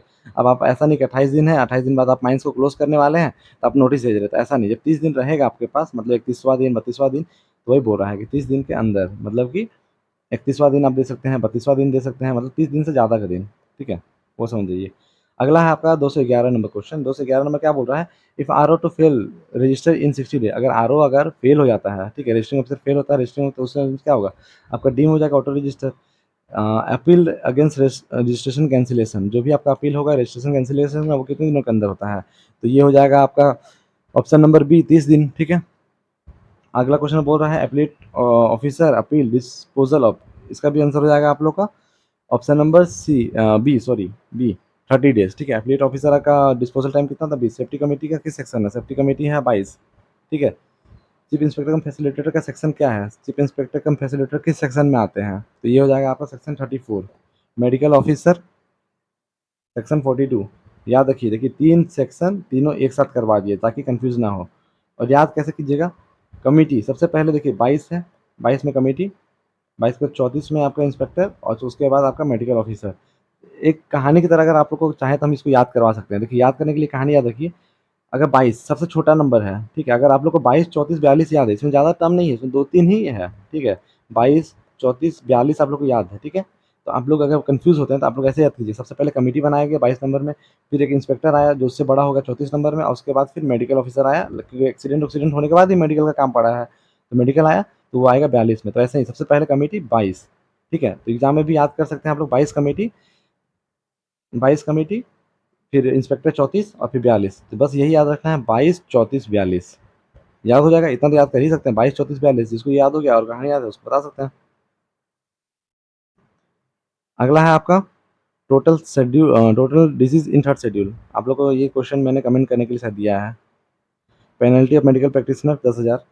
Mines death inquiry report completion, ठीक है, माइंस डेथ का इंक्वायरी रिपोर्ट कंप्लीशन कितने दिनों के अंदर किया जाता है? ये भी आप लोग को मैंने अभी बताया है। कितने में दिन होते हैं बताइए? 2 महीने, ठीक है। 2 महीने के अंदर आपका जो भी माइनस में देता है उनकी बारी। Notice of accident for absence, ठीक है, notice for accident of absence, ठीक है। अगर आप एक्सीडेंट करने एब्सेंस है तो उसका आंसर क्या हो जाएगा? 48 घंटा या उससे ज़्यादा।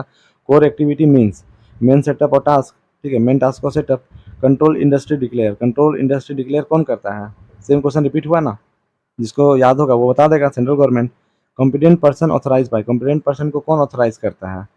तो कंप्लेंट पर्सन को आपके मैनेजर ऑथराइज करते हैं, मैनेजर के द्वारा ऑथराइज किया जाता है कंप्लेंट पर्सन का। ऑडियो विजुअल वर्कर ये सब होते हैं। Minimum age for adult, minimum age क्या होता है? जो भी होता है आपका वही होता है, 18 साल। Adolescent, adolescent means which come act, adolescent का मीनिंग क्या होता है? जो एक्ट से आया है, ठीक है। एडोलसेंट का मीनिंग क्या होता है? जो एक्ट से आया है। तो पहला ऑप्शन है माइंस एक्ट। एडोलसेंट का मीनिंग आपका माइंस एक्ट से आया है, चाइल्ड एंड लेबर एक्ट या फिर फैक्ट्री एक्ट या फिर ओएसएच एक्ट। तो एडोलसेंट का जो मीनिंग है, जो एक्ट किस एक्ट से आया है, तो इसका आंसर हो जाएगा आप लोग का ऑप्शन नंबर बी, ठीक है। Child and labour, child and adolescent labour act 1986, इसमें से आपका एडोलसेंट का मीनिंग आया है, ठीक है। इस एक्ट से आया है तो चाइल्ड एंड लेबर, ये कंफ्यूज नहीं होइएगा, ये अच्छा क्वेश्चन है, बहुत मस्त क्वेश्चन है। बहुत किसी को इसके बारे में नहीं पता होगा, तो ये चीज़ ध्यान रखिएगा। जो अगर वीडियो में अभी तक टिका होगा, बस वही इसका आंसर पता कर पाया होगा, ठीक है। क्योंकि अगर आप लोग को 1 घंटा पढ़ना मुश्किल लग रहा है, तो सोचिए कि आपको हम 1 घंटा से पढ़ा रहे हैं, वो भी नॉन स्टॉप बोल के, ठीक है। तो वो चीज़ भी आप लोग ध्यान रखिएगा कि पढ़ना मुश्किल नहीं होता, पढ़ाना भी मुश्किल होता है। और ऐसा नहीं कि बोरिंग एग्जाम है तो आप लोगों को पढ़ना ज़रूरी है। और इसी के साथ आप लोग को समझ रहे हैं टोटल का टोटल सिलेबस एक 2 क्लास में सोचिए 2 पीडीएफ में आप लोग का 250 क्वेश्चन हो जा रहा है। इतना फास्ट और इतना सारा कंप्लीट कोई टीचर हमको नहीं लगता अभी तक आप लोगों के लिए करवाया होगा। वो भी फ्री ऑफ कॉस्ट, क्योंकि अभी के टाइम में आप लोग देख रहे हैं कि जितने भी टीचर हैं यूट्यूब में हो गए या कहीं भी, वो सब आपके पेड बैच, पेड क्लासेस सब ले रहे हैं। लेकिन फर्स्ट टाइम आप लोग को यूट्यूब में ये सारा क्लास करवाया जा रहा है, वो भी फ्री ऑफ कॉस्ट, ठीक है। और मैं आपसे प्रॉमिस करता हूँ कि आने वाले और 10 दिन, ठीक है, आप लोग के लिए जितना हो सकेगा, ठीक है, मोस्ट इंपॉर्टेंट क्वेश्चन मैं आप लोग के लिए सीरीज बनाते रहूँगा। ये कंप्लीट होने के बाद अब मैं सीएमआर की सीरीज स्टार्ट करने वाला हूँ, ठीक है। तो सीएमआर सीरीज भी स्टार्ट होगी, जिसमें मैं सीएमआर का चैप्टर वाइज करवाऊंगा मोस्ट इंपॉर्टेंट क्वेश्चन। तो चलिए एजेंट का, agent manage on the behalf of, NH किसके बिहाफ में काम करता है, तो इसका आंसर मैंने कल आप लोगों को बताया था। इसका आंसर आप लोग सब कमेंट कीजिएगा, मैं नहीं बताऊंगा ये भी आंसर आप लोगों का कमेंट से चाहिए मुझे, ठीक है। एजेंट किसके बिहाफ में काम करता है, आप लोग को अभी क्लास में भी ये चीज़ मैंने एक बार बताया है, ठीक है। भले कि ऑप्शन नहीं आया, ये चीज़ नहीं आया, लेकिन मैं ये आपको किसी टॉपिक के बारे में पढ़ा रहा था तब मैंने बताया था। तो ये चीज़ अगर आप लोगों ने ध्यान से सुना होगा तो आप लोग भी कमेंट कर सकते हैं कि क्या होगा। Principal employer for mines, principal employer for mines, देखिए यहाँ पे क्या है, principal employer for mines. Mines के केस में प्रिंसिपल एम्प्लॉयर कौन होंगे आपके, बताइए। तो प्राइम माइंस के केस में आपके प्रिंसिपल एम्प्लॉयर होंगे उनके ऑनर सिर्फ, समझ गए। तो ये चीज़ ध्यान रखिएगा। आप लोग को मैंने अभी बताया था कि प्रिंसिपल एम्प्लॉयर क्या होता है, देखिए ये कंफ्यूज कैसे किया आप लोग को, देखिए कहीं भी अगर आप लोग को लिखा हो प्रिंसिपल एम्प्लॉयर, ठीक है, प्रिंसिपल एम्प्लॉयर अगर कहीं लिखा हो तो उसका मतलब क्या होता है ये। लेकिन आपसे यहाँ पे क्वेश्चन क्या पूछा गया कि principal employer for mines, mines के केस में प्रिंसिपल एम्प्लॉयर कौन है, तो माइंस के केस में वो प्रिंसिपल एम्प्लॉयर तो बस एक ही इंसान होंगे जो कि होंगे वहाँ के ऑनर सिर्फ। तो ये चीज़ ध्यान रखिएगा कि यहाँ क्वेश्चन में क्या पूछा है आप लोग का, प्रिंसिपल एम्प्लॉयर फॉर माइंस पूछा है या फिर सिर्फ प्रिंसिपल एम्प्लॉयर का डिफिनेशन पूछा है। ठीक है, दोनों चीज़ मैं आप लोग को क्लियर कर देता हूँ कि आप लोग बाद में कमेंट में ये ना बोले कि सर इसका डिफिनेशन ये था आपने ये बताया है, क्योंकि बहुत कोई इसमें कन्फ्यूज हो जाता है कि हाँ सर ये इसका डिफिनेशन तो ये है, लेकिन थोड़ा सा कन्फ्यूजन है, इसलिए आप लोग का क्लियर कर दिया। अगला क्वेश्चन है आप लोग का 229 नंबर क्वेश्चन, ठीक है। माइंस का ऑफिस कहाँ लोकेट होता है, तो सरफेस पे, ये तो आप लोग को कल भी बताया था। बस रिवीजन हो रहा है आप लोग का इसमें एक तरह से। ऑर्डिनरी एम्प्लॉय कैलकुलेशन, ठीक है। ऑर्डिनरी एम्प्लॉय कैलकुलेशन कैसे किया जाता है, पर मंथ, हर मंथ करेंगे ऑर्डिनरी एम्प्लॉय का कैलकुलेशन, या average per day of last calendar year, या 5 साल, या फिर हर मानसून में किया जाएगा। तो इसका आंसर हो जाएगा आप लोग का ऑप्शन नंबर बी, ठीक है। Average per day of last calendar year, average per day, ठीक है, of last calendar year ordinary employ का कैलकुलेशन किया जाता है। अब आते हैं mines in two district in DM, ये होगा answer person authorise by central government. ये आपको बता चुका हूँ कि अगर 2 डीएम होंगे, 2 डिस्ट्रिक्ट हो गया तो डीएम होंगे, तो उसका डीएम कौन होगा, जिसको सेंट्रल गवर्नमेंट बोलेगा कि हाँ आप उस माइंस में डीएम का तरह काम कीजिए।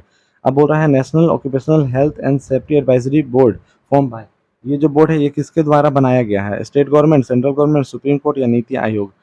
तो वही बोल रहा है national occupational safety health advisory board किनके द्वारा बनाया गया है, तो इसका आंसर हो जाएगा आपका सेंट्रल गवर्नमेंट, ठीक है। सेंट्रल गवर्नमेंट के द्वारा आपका national occupational safety health advisory board, ठीक है, occupational safety health advisory board, ठीक है। तो ये बनाया गया है आपका सेंट्रल गवर्नमेंट के द्वारा, तो ये भी ध्यान रखिएगा कि national occupational safety health advisory board किसके द्वारा बनाया जाता है, तो सेंट्रल गवर्नमेंट, ठीक है।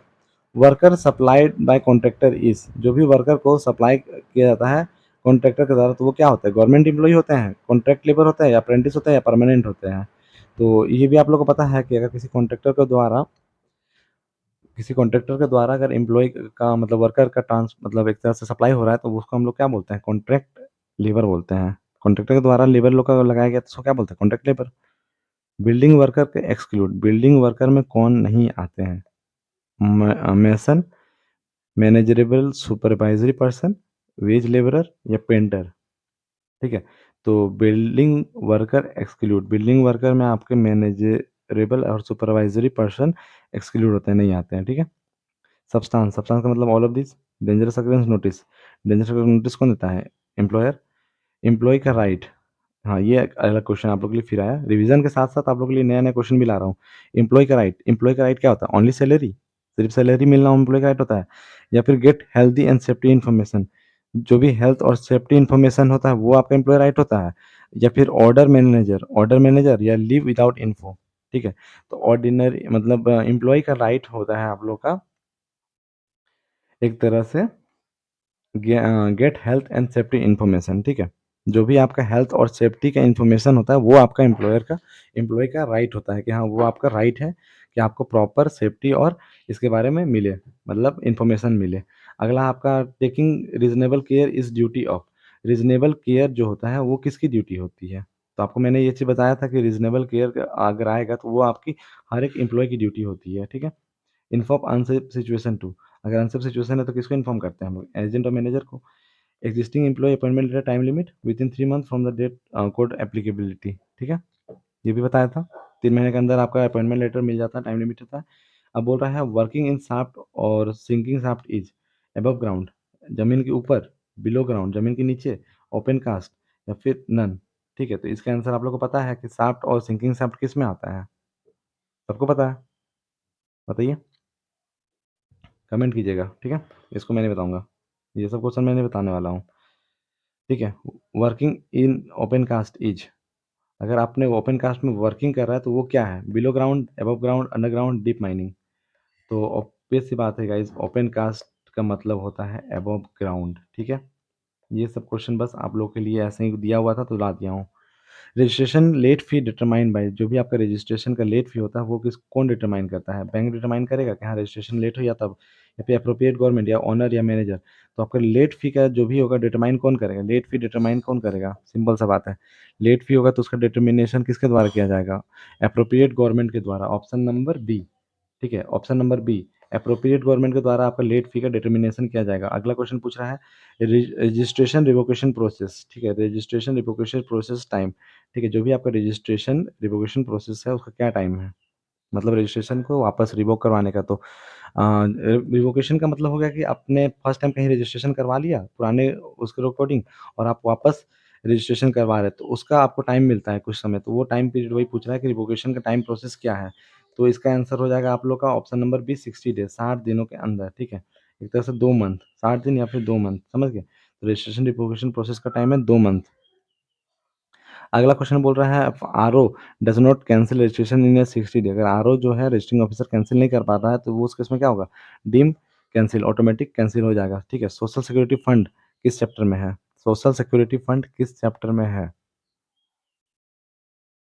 इसका आंसर हो जाएगा आपका चैप्टर नंबर 13, ठीक है। चैप्टर नंबर 13 में आता है आपका सोशल सिक्योरिटी फंड। अगला है आपका 247 नंबर, ठीक है।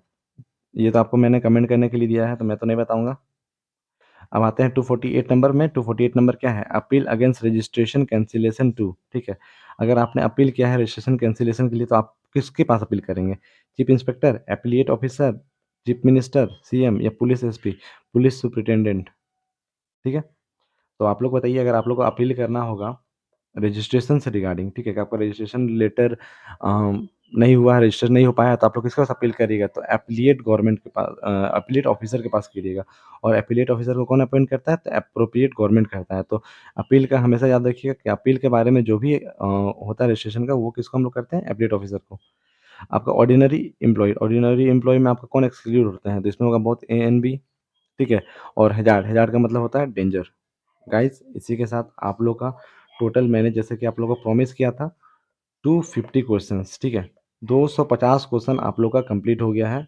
और सच में गाइस अगर आप लोग अभी तक रुके हो और वीडियो देख रहे हो, ठीक है, तो अगर आप लोगों ने लाइक नहीं किया तो एक लाइक तो करना बनता है भाई। भाई लोग एक लाइक आप लोग को सबसे चाहिए, ठीक है। और जो चैनल पे पहली बार आए हैं वो चैनल को सब्सक्राइब भी कर दीजिए, ताकि और ऐसी ही वीडियो आप लोग के लिए बनाता रहूँ तो आप लोग को उसका नोटिफिकेशन मिल जाए, ठीक है। और बेल आइकन भी दबा दीजिएगा, जाके आप लोग को सारा इन्फॉर्मेशन टाइमली जैसे अपलोड करूँ मिल जाए। क्योंकि अभी के टाइम में सबसे इंपॉर्टेंट है टाइम मैनेजमेंट। जो कम टाइम में ज़्यादा क्वेश्चन बनाएगा वही आगे निकलेगा, ठीक है। तो ये चीज़ याद रखिएगा कि कम समय में ज़्यादा क्वेश्चन बनाने वाला ही आगे निकलेगा। और साथ ही साथ गाइज वीडियो को शेयर जरूर करें, ठीक है, जिससे ये मतलब इन्फॉर्मेटिव वीडियो बाकी सबको तक भी पहुँचे, और वो आपके दोस्त लोग भी एग्जाम प्रिपरेशन में कहीं उन लोग की कमी ना रह जाए, ठीक है। चलिए मिलते हैं गाइस नेक्स्ट वीडियो में। और नेक्स्ट वीडियो में बता दे रहा हूँ अभी कि सीएमआर से होगा, ठीक है।